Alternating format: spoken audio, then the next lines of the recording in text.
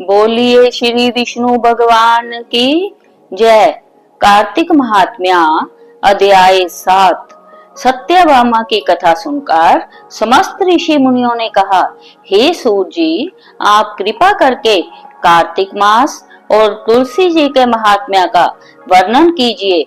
तब सूर्य जी बोले, हे ऋषियों, जो प्रश्न आपने मुझसे किया है, यही प्रश्न राजा पृथु ने नारद मुनि से किया था, और जो उत्तर नारद जी ने महाराज पृथु को दिया था, वही आज मैं आपको सुनाता हूँ। सो तुम एकाग्रचित्त होकर सुनो। एक दिन राजा पृथु ने श्री नारद जी से पूछा, हे देव ऋषि, भगवान को तुलसी इतनी प्यारी क्यों है? आप कृपा करके इसका महात्म्य सुना दीजिए। राजा पृथु की बात सुनकर देव ऋषि नारद बोले, एक समय देवराज इंद्र बहुत से देवताओं तथा अप्सराओं सहित देवों के देव श्री महादेव जी के दर्शनों को कैलाश पर्वत पर गए।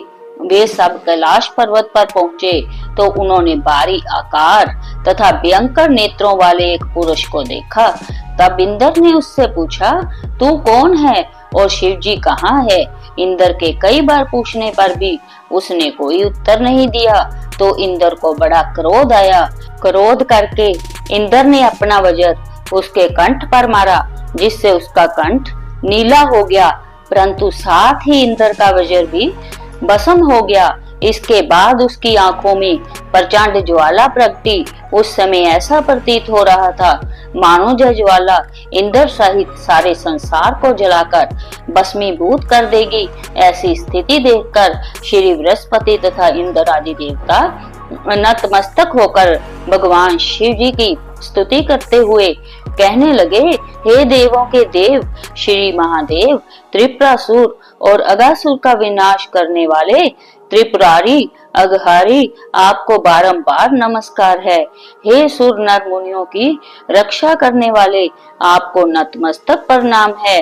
श्री नारद जी ने कहा, हे राजा पृथु, इस प्रकार देवताओं की स्तुति सुनकर श्री महादेव जी ने समस्त ब्रह्मांड को भस्म कर देने वाली अग्नि को शांत कर दिया और बोले, हे देवताओं, मैं तुम्हारी स्तुति सुनकर अत्यंत प्रसन्न हूँ, सो तुम वर मांगो।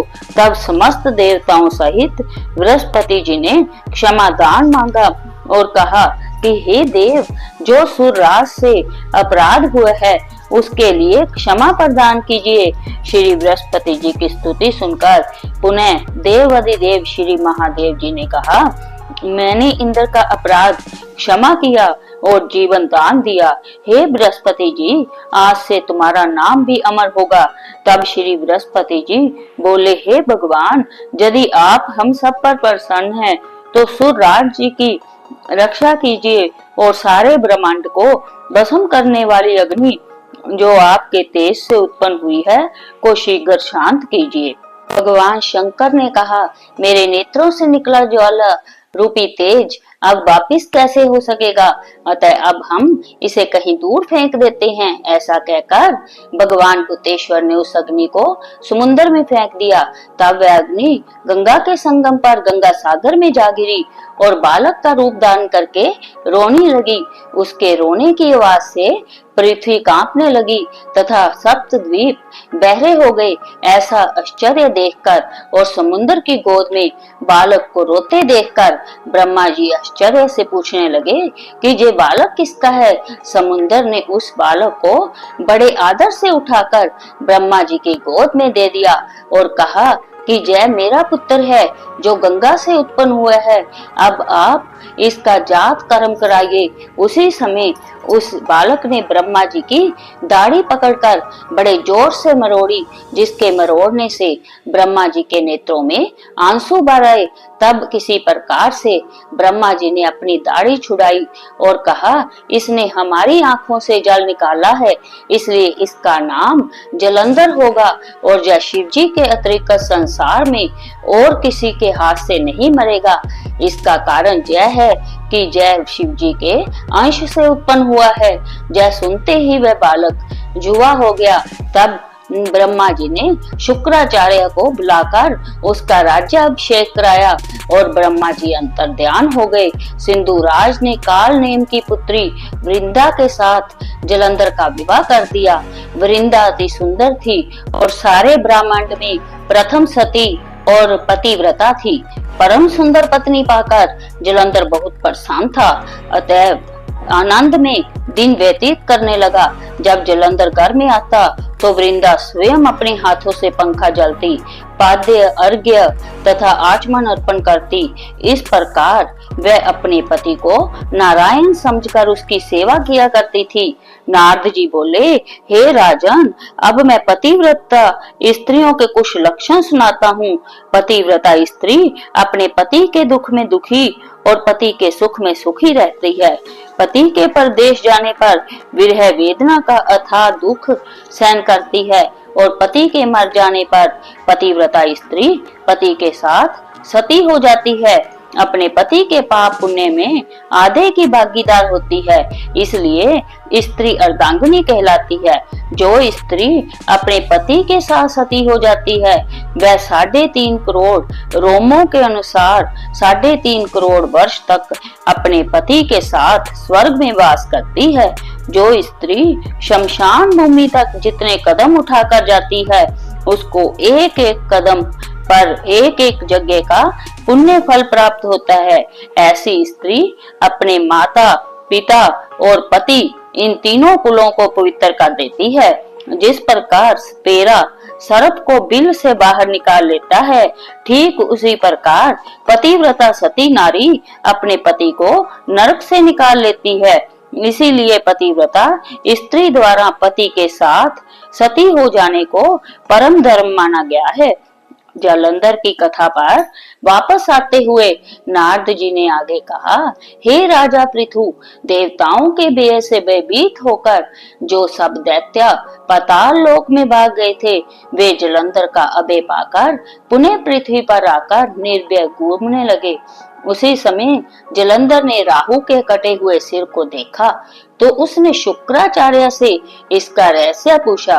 तब शुक्राचार्य जी ने समुद्र मंथन के समय देवताओं द्वारा अमृत को चले जाने का समस्त वृत्तांत कह सुनाया।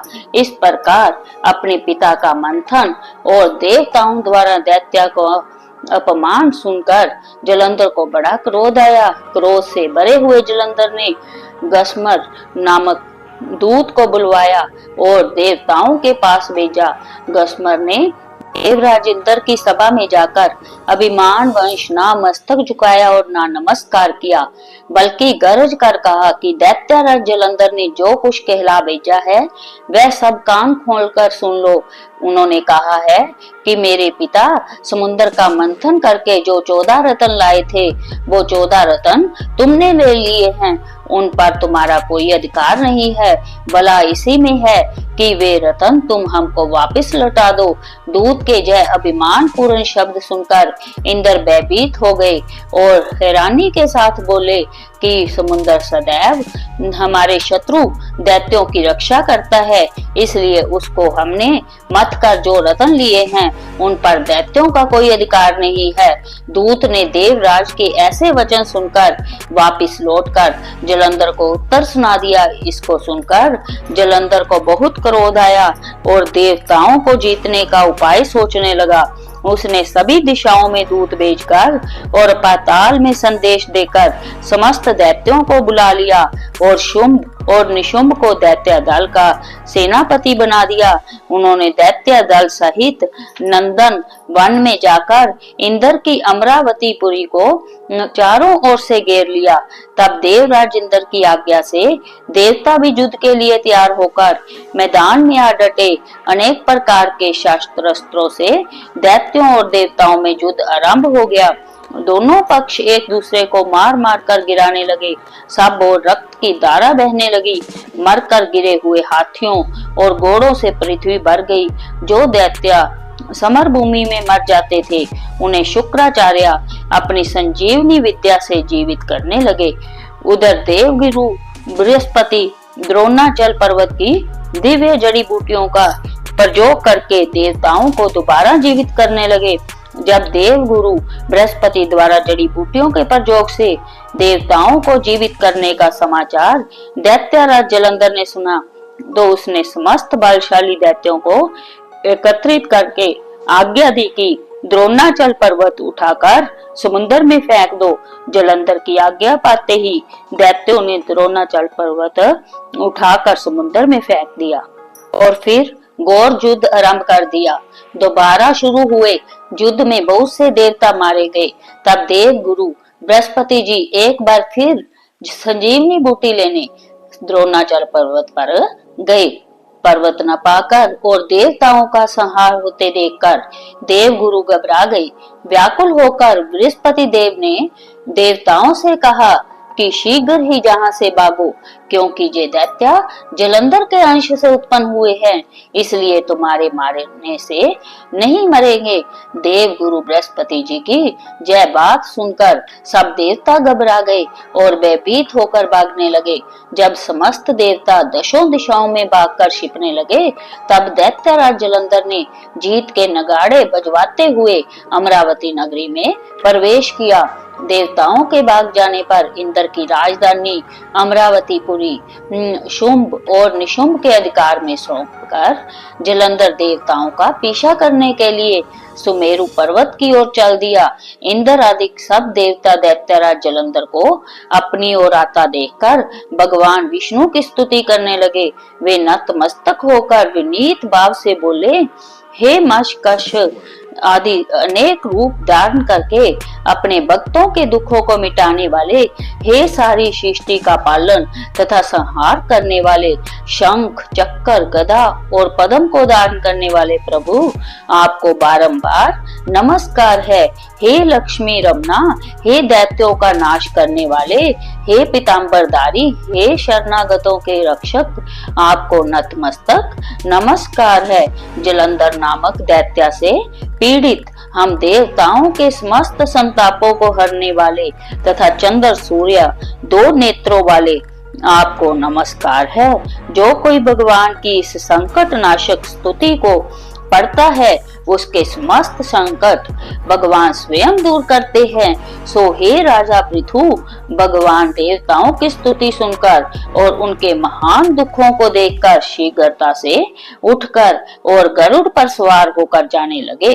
तब श्री महालक्ष्मी जी ने पूछा कि हे प्रभु, आप कहाँ जा रहे हैं? तब भगवान विष्णु ने उत्तर दिया कि तुम्हारे भाई जलंधर के भय से भयभीत तथा पीड़ित देवताओं की सहायता करने को जा रहा हूँ। प्रभु की जय बात सुनकर लक्ष्मी जी बोली, भगवान मैं आपकी परम प्रिय हूँ, फिर आप मेरे भाई को कैसे मारेंगे? भगवान ने कहा, शंकर जी से उत्पन्न और ब्रह्मा जी वचन के कारण हम जलंधर को कदापि नहीं मारेंगे। लक्ष्मी जी को जू समझाकर शंख चक्कर और खड्ग लेकर भगवान विष्णु जलंधर से युद्ध करने हेतु युद्ध भूमि पहुँचे। उस समय बहुत से दैत्य गरुड़ के पंखों के वेग से ही मारे गए। पवन से पीड़ित दैत्यों को देखकर जलंधर को बहुत क्रोध आया और वह स्वयं भगवान विष्णु के सामने युद्ध करने को आ गया। उस समय जलंधर और भगवान विष्णु में घोर युद्ध हुआ। उस समय वानों से आकाश ढक गया। भगवान विष्णु ने जलंधर के रथ का ध्वज, शतर और बाण काट डाले तथा रथ के सब घोड़ों को मार डाला। जय देख जलंधर ने गरुड़ के मस्तक पर गदा मारी, जिससे गरुड़ देव मूर्छित हो गए। तब भगवान विष्णु ने अपनी तलवार से जलंधर की गदा को काट दिया। इसके बाद जलंधर और भगवान में कई वर्षों तक मल युद्ध होता रहा। जलंधर और भगवान विष्णु के इस घनघोर युद्ध को देखकर सारा ब्रह्मांड भयभीत होकर कंपायमान हो गया था। अंत में भगवान विष्णु ने कहा, हे दैत्यराज, तुम्हारा और हमारा युद्ध ठीक नहीं, क्योंकि तुम लक्ष्मी जी के भाई हो। तब जलंधर ने कहा, यदि आप प्रसन्न है तो मैं आपसे जय वरदान मांगता हूँ कि आप लक्ष्मी और गरुड़ सहित मेरे घर में ही निवास करे। जय सुनकर भगवान विष्णु लक्ष्मी जी और गरुड़ के सहित उसके जहाँ रहने का वचन देकर चले गए। तब समस्त देवी देवताओं के स्थान पर दैत्यों की नियुक्ति करके जलंधर अपनी राजधानी में निवास करने लगा और देवताओं, गंधर्वों व किन्नरों आदि पर जितने भी रत्न थे वे सब छीन कर उसने अपने अधिकार में कर लिए। निशुंभ को शासन करने के लिए पाताल में भेज दिया। वहां पहुंचकर निशुंभ ने शेष आदि नागों को वश में कर लिया। इस प्रकार जलंधर देव, यक्ष, किन्नर, गंधर्व और मनुष्य सबको अपनी प्रजा बनाकर पुत्र के समान तथा धर्म की नीति से उनका पालन करते हुए त्रिलोकी पर शासन करने लगा। जय कथा सुनाकर नारद जी ने कहा, हे राजा पृथु, एक समय भगवान का दर्शन करके तथा जलंधर का वैभव देखने के लिए हम भी उसकी राजधानी में गए थे। इति श्री विष्णवे नमः।